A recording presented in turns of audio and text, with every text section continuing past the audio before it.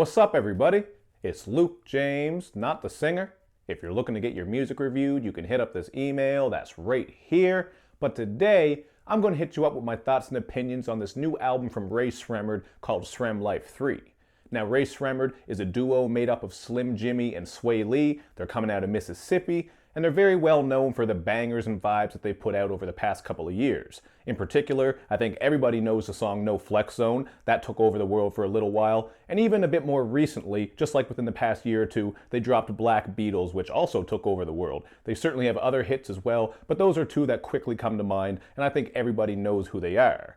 Now that said, I'm not really a huge fan of their music, although I do appreciate what they do as far as bringing those party tracks, but I was curious about this project because it's actually 3 discs or 3 parts all in one. You're going to get Saran Life 3, or Srem with 3 for the E, which is kind of different, but that project is actually both of them together. Then you get Swaecation, where Swae Lee holds it down all by himself. And lastly, Jxmtro is Slim Jxmmi's song. So Slim Jxmmi's album, I should say. This is a long-ass project, so bear with me, man. There's going to be some stumbling. I got my notes. Just to be clear, it's Jxmtro. That is Slim Jxmmi's album. So we're going to start off just with Saran Life 3, and I think this is one of the weaker parts of this 3-part project. So here you are going to get some of those bangers and fun tracks, but you're going to notice right away that the rapping on this is fucking awful. Like, I understand you're not going to get crazy lyricism from these guys, but the flows get very repetitive. At some points, it's hard to tell when the hooks kick in, and all this you can hear on the song called Up in My Cocina. Now, I do think this beat absolutely bangs. I do like that, so it's hard as hell, but you're going to notice some of the terrible lyrics on here. There's bars about eating clams and rolling up grams, and you even have Swae Lee saying that his eyes are chinky because of his jewelry. I mean, that term is just outdated and outplayed. We've heard tons of artists use these lines in regards to being high, kind of like Asian people, their eyes go like that, or because of their eyes squinting because of jewelry. I mean, that shit is just played out, kind of outdated, as I said, so that's just a couple examples right there of the bad bars you're going to hear. But again, the beat on that is dope. But one of the worst tracks to me has got to be Powerglide, and I feel like I'm going to be in the minority here. Now, admittedly, I'm a huge 3-6 fan, so that's part of why I didn't like this track. I felt like they just took Side to Side and kind of ruined it, because that's a classic track. It also featured Bow Wow, who was actually decent on it, but that's a whole other story. So they took that beat, they made it worse, and again, man, you're getting some terrible bars on here. Swae is saying he has pussy on lock like the po-po, that ass goes up and down like a yo-yo, he's hitting it like a bullseye, like, come on, man, this is bottom tier rap, like the worst lyrics you're going to hear ever. Like, this is some shit you'd write down in your notepad and fucking slap yourself for writing, then to erase it. You just be like, why am I writing this bullshit? But hey, man, they went through with it. And even Juicy J on here isn't much better with his bars about this girl squirting on his camera lens as if that pussy's a super soaker, like she's just charging it up, spraying all over it. And something about her putting that pussy on his chinny chin chin, like the old fairy tale, the Billy Goat Scruff. I don't know, man. Some of the bars on this shit are terrible, just the whole album, and that's a reoccurring theme. Now, as for the other features, Travis Scott brings very little to the song Close, and it's the same thing with Weeknd on Bedtime Stories and Future on the song called Buckets. I mean, just by seeing who's featured, you already know how these songs are going to sound. Close and Bedtime Stories are just relationships-based tracks, so they're not terrible, just some hazy bangers that sound like a million other songs you heard before. And Buckets is just a pretty bland banger where Future futures his way through his whole verse. So there are a lot of songs and moments on here that I don't think are all out trash. They work for what they're trying to do, but they're not overly memorable and they don't stick out either. So that's one of the weaknesses to the first part.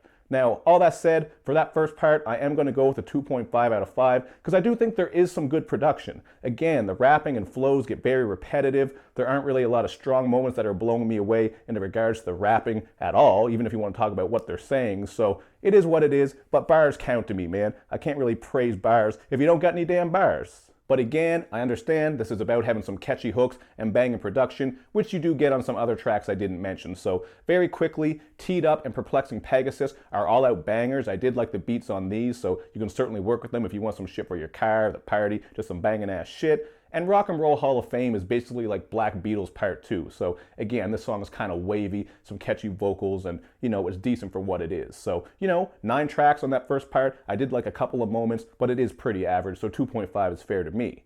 But I think the highlight of this project has got to be Swaecation, Swae Lee's solo. Now, you do get what you expect here because we've heard Swae Lee doing a lot of poppy type tracks lately, lacing a lot of hooks with that auto crooning and falsetto, and he's doing that here. So you are getting some pretty cool moments. I think this was the most interesting part of this project by far, and I do like what he was doing. Now, I'm not big into auto-crooning and pop rap. I think you guys know that. But where this is only 9 tracks, it was very easy to digest. Like, I didn't feel like I was listening to that Post Malone album where it just went on and on and on. On top of all that, I do like how Swae Lee uses his auto-tuning, and that falsetto he hits, it just sounds good, man. It's very catchy, and I do like it. So you're going to notice that all over this, including on Hurt to Look, that was one of the singles. That was an alright track. And then on Guatemala, where you're also getting that tropical sound that's taken over the radio. So again, nothing too creative or different here. He still is an auto-crooner. I just think he's one of the better ones, but he definitely has some hits on here and catchy moments. In particular, I thought Heat of the Moment was a standout track. I like this beat, and that hook is catchy as hell, man. I just been walking around singing that shit. So, you know, sometimes you don't even love a song at first, but then it keeps coming into your head, so it grows on you. It's a fucking earworm, man. It's just planting some eggs, and they're eating up my brain. So that was a pretty dope track. Now, when it comes to the production, I also got to say that you get some little interesting moments. You do get that hazy bang and auto-croon shit that you expect, but there are some 80s / new wave elements to the production as well. You'll notice this on Lost Angels and What's in Your Heart, so I like that there is a bit of variety throughout these 9 tracks. I think it's a pretty solid project. If it did go on for like 18, 19, 20 tracks,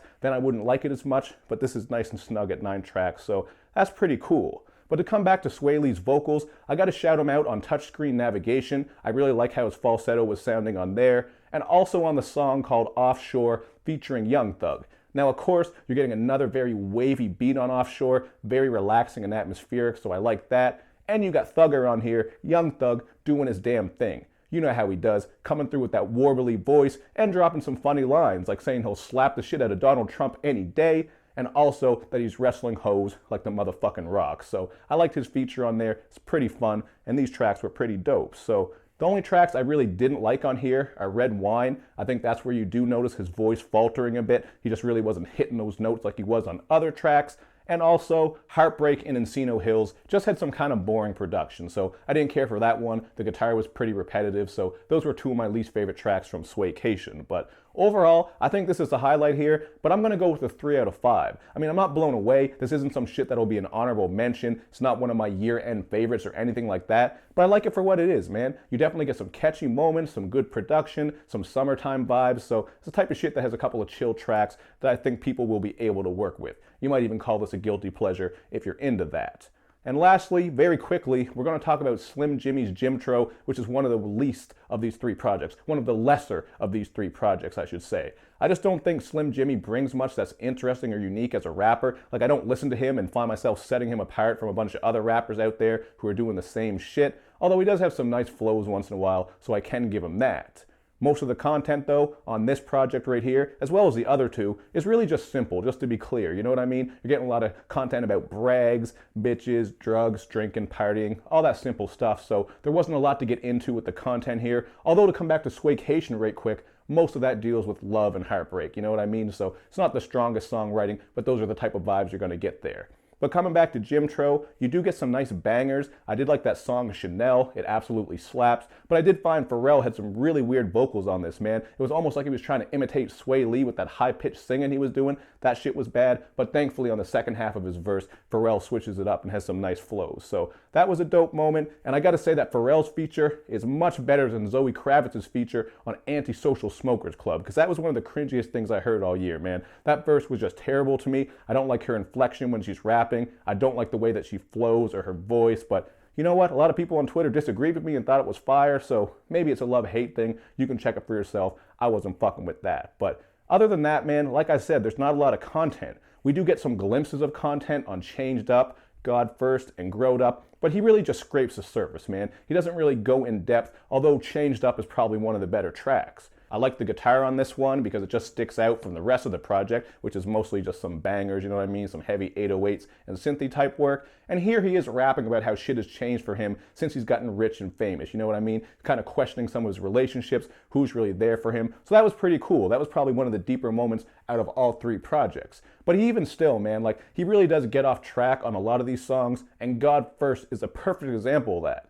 On this hook, he's rapping about how, you know, he's putting God first, his friends and his family, just a very positive type of content. But then in the verses, he's rapping about fucking girls and just leaving them. He has a line about getting so high he looks Japanese. Like, Man, let me take a deep breath. Like, I can't stress how bad these bars are, man. These are some trash bars. Like, they are not very good at all. And I know people are going to defend it by saying you're not expecting bars, but how often can we say that about rappers? Like, if you're a rapper, bars count, man. Even if you're making bangers and fun tracks, you can still say some clever shit or say it in an interesting way or work some unique flows and shit, but they really don't do that. I think they're pretty straightforward, but that's their formula and it works. So, you know, I really don't have much more to say about Jxmtro. I didn't feel like there was anything unique, exceptional, or urgent here. So for me, I would go with a 2 out of 5, man. Couple of bangers, couple of alright moments, but nothing new and exciting.